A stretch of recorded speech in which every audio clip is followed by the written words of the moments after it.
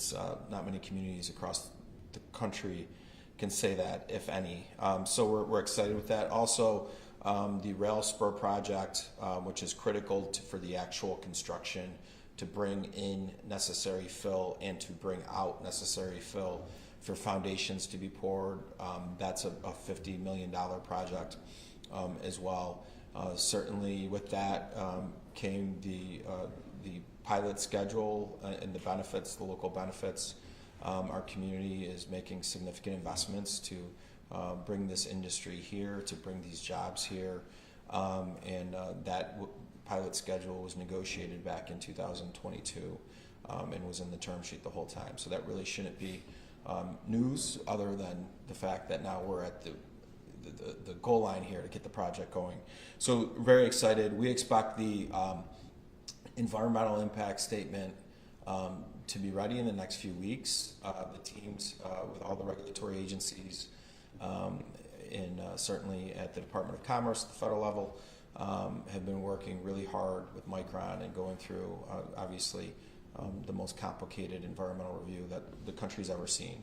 Just to remind everyone, these projects in this space that are happening in Arizona and in Texas and in Boise and in Ohio, they don't have the federal review component.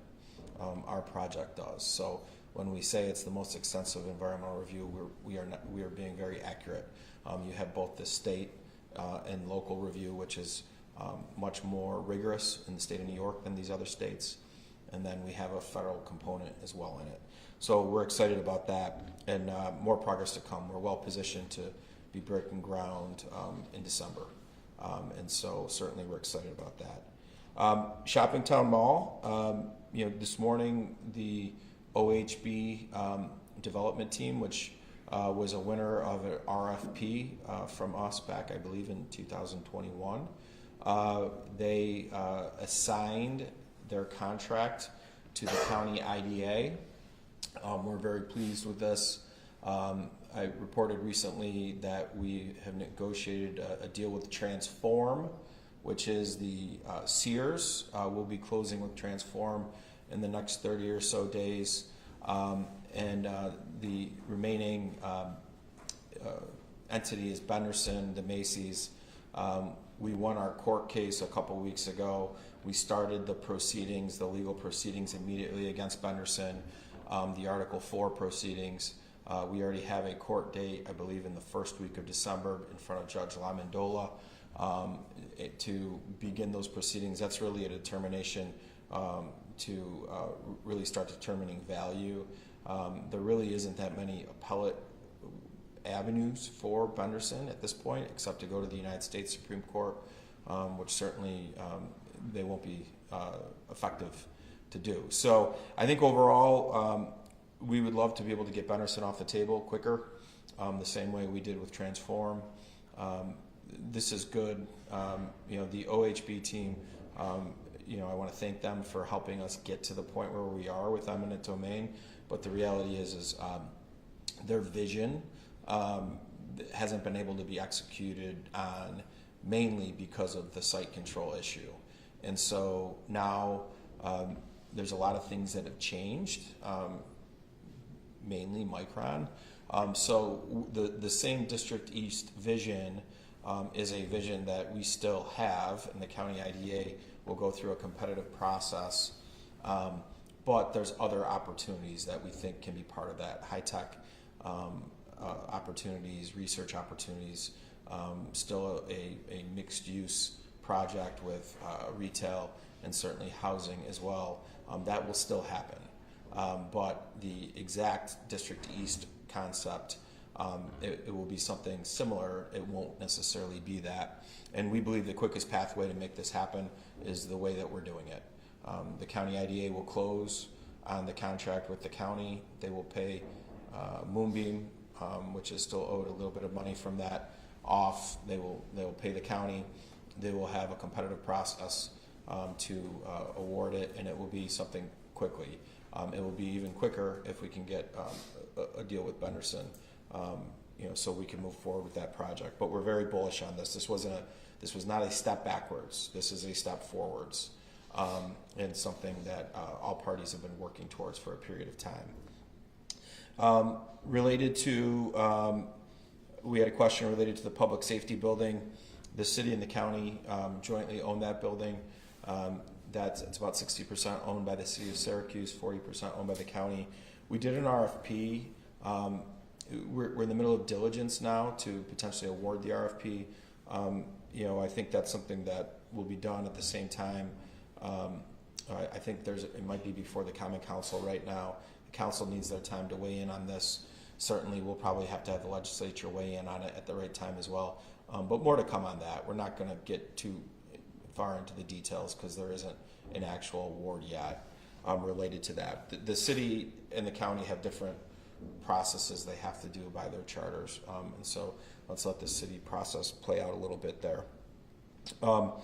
Related to SNAP benefits, the lapse on November 1st, there's potentially two things that happen. If the government is not open and 6 United States senators don't vote or a different type of deal is negotiated, then there's two things that are going to happen. One will happen regardless. But we essentially have 56,000 individuals in the community who receive some form of SNAP benefit. If you think about it from an impact, this is a federal program. First off, the local government does not have the ability at all to subsidize this program. So if that was a question, we don't have the ability to do this. It's about $23 million a month of money that comes onto these essential cards, and then these individuals help receive the assistance. That's well over close to $250 million plus a year.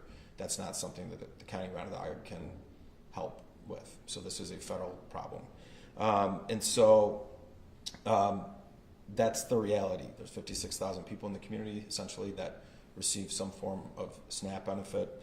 On November 1st, certainly if there's no deal, our educated assumption will be is that card that they have won't have dollars on it. That's a reality. The second piece is a regulatory piece of this, and this will happen no matter what, if the government is open or not. We've identified right now essentially about 6,000 able-bodied adults. These are the individuals that have work requirements, and there's a process of going through and qualifying some things with us. This is a little bit of a regulatory burden for us. Not a little bit, it is one. And artificial intelligence is a way we could probably do this much easier. We've been told we can't use the AI tools on this. We will appeal to the higher governments that are making that rule to let them. But essentially, we will have to call in November these 6,000 individuals and explain to them the new regs and rules, which we're okay with doing via an automated process. And essentially, it's a 6-page questionnaire that we're going to have to read to each individual. So that will create a burden on us. Certainly, we think we have AI technology that can make this an easy process and answer questions. If they had a question, they could press a prompt and then get a live human being. But right now, that will be a challenge. So that will happen regardless. If you are one of these individuals that will have work requirements, according to the new regulations, you will be getting a phone call from us, and we are going to read you a 6-page document. And not the most efficient use of our time, but that is what it is. So those were the main topics I had from some of your questions. Happy to answer questions on those or other things that have come up. With that last thing you just talked about with the work requirements, so do those 6,000 people, do they lose their benefits until that, do they have to like recertify using that questionnaire? Or? We have to recertify them. So yes. So you like it is not until you are able to call all of those 6,000 people that they will recertify and. They'll receive their benefit, but we have essentially a time period that we have to recertify them in. And how long do you have to do that? Is it that's 1 month. Yeah, 30 days. Yeah, so we'll be busy, right? And reminds me a little bit of COVID, right? Maybe we'll have some different people from other departments making calls, and doing different things that we have to do. We've made a lot of investments in AI and are actually able to process cases, our social services department, and that has been a godsend for us because some of these positions, these traditional employees, we can't find them, right?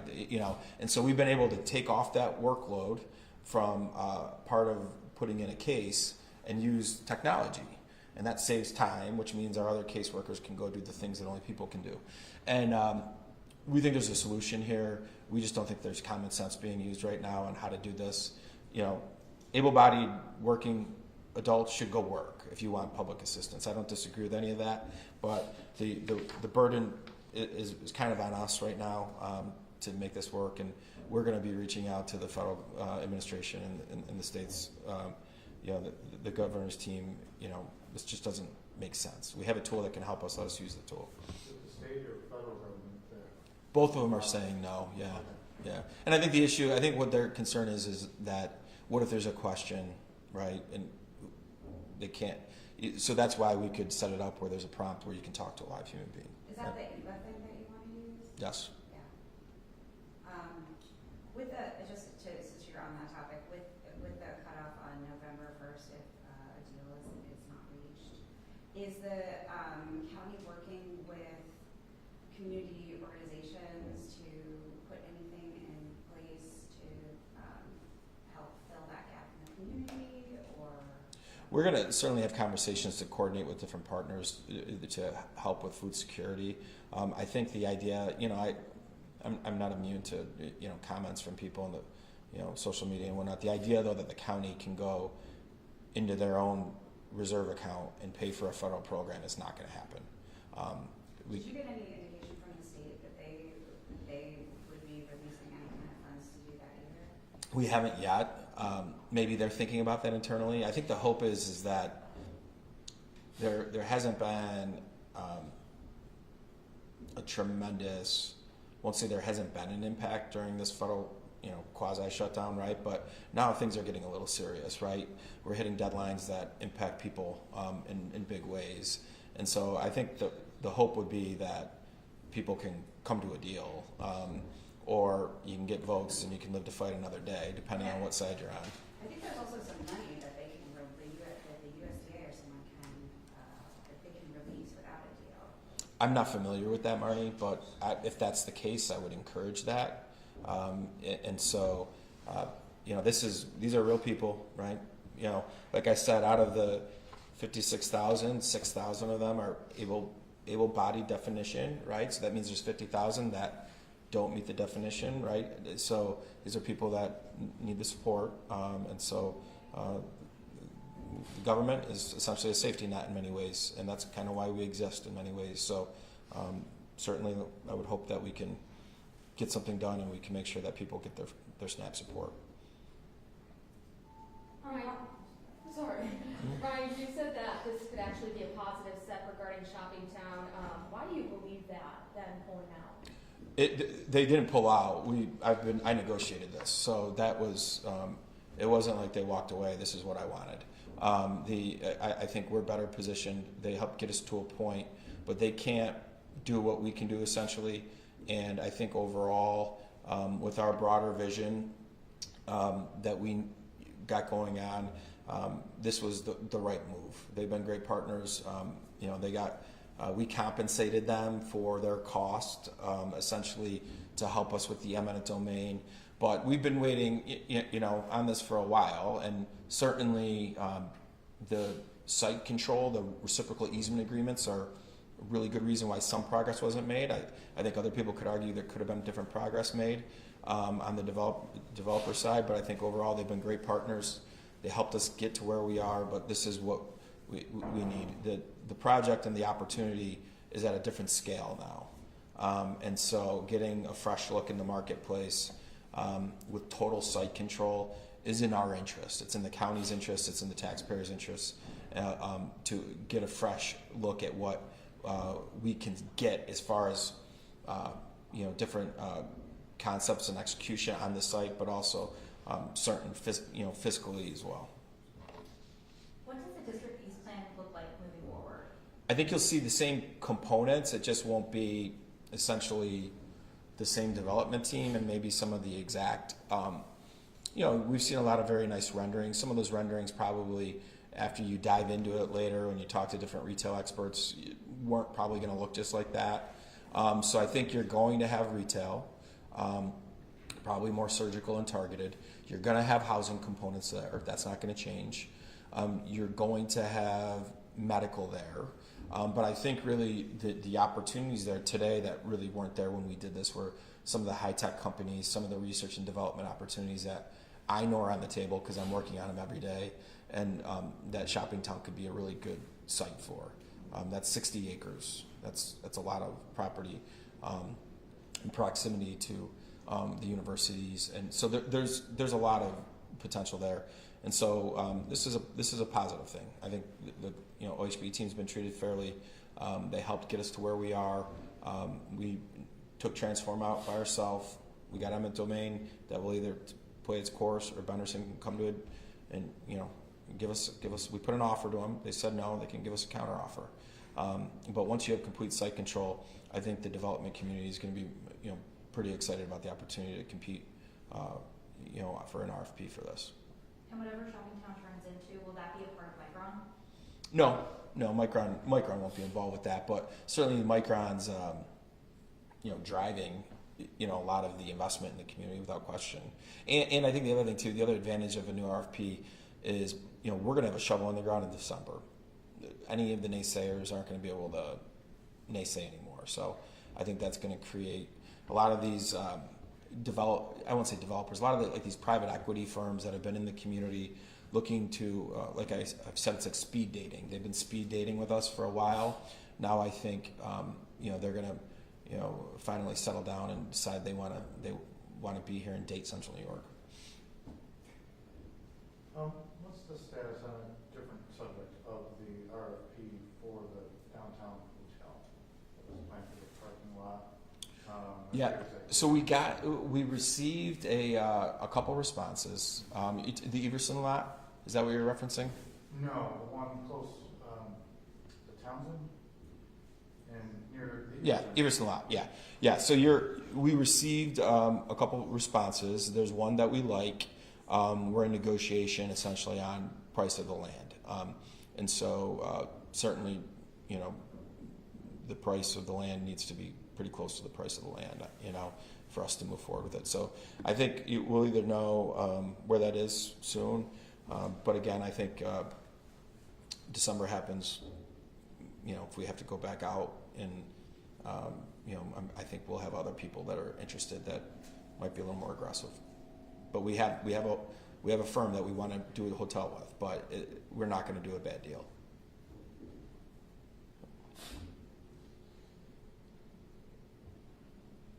Anything else? Other questions? Thanks, everybody. All right, thanks. Appreciate it.